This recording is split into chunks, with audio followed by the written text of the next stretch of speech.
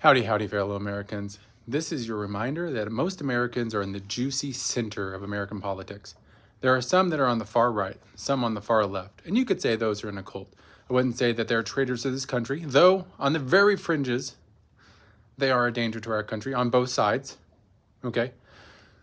But that most Americans, and I'd probably say 95% honestly, are in that juicy center where, depending on what the issue is, we can probably find commonality. A great example is the Epstein files, where both sides of the aisle are completely ticked off about Trump's handling of that, because he said one thing in the campaign trail and he gets in office and says something entirely different.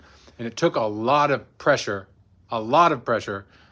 to get that changed. I am somebody that's glad to have voted for President Trump 3 times, but I'm also not full-blown libertarian, but I'm a lot more like a Thomas Massey in an opinion that, it's like I am on the conservative side, but by no means am I just going to condone everything Trump does, though I think he's going to be a net positive. The net negatives are very bad negatives. An example, yesterday, I'm recording this video, a lady was killed by an ICE agent. Now, I watched the video that I was able to see. Well, obviously wasn't there on the ground, but the lady was driving, trying to turn her vehicle at a whopping 1 to 10 miles per hour, and the officer got out in front of her. There was no reason for him to pull a firearm and to shoot. That is complete tragedy, should not have happened.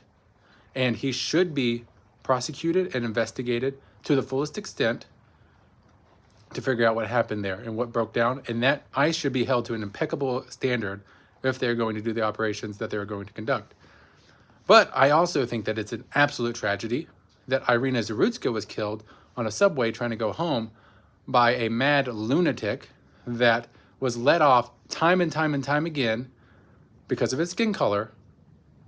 Not saying that the skin color caused him to do this, but he was let out time and time again because of his skin color by radical leftist judges. So there's both sides of the aisle here. And most Americans would agree in the juicy center that we don't want either one of those happening to an American getting killed senselessly.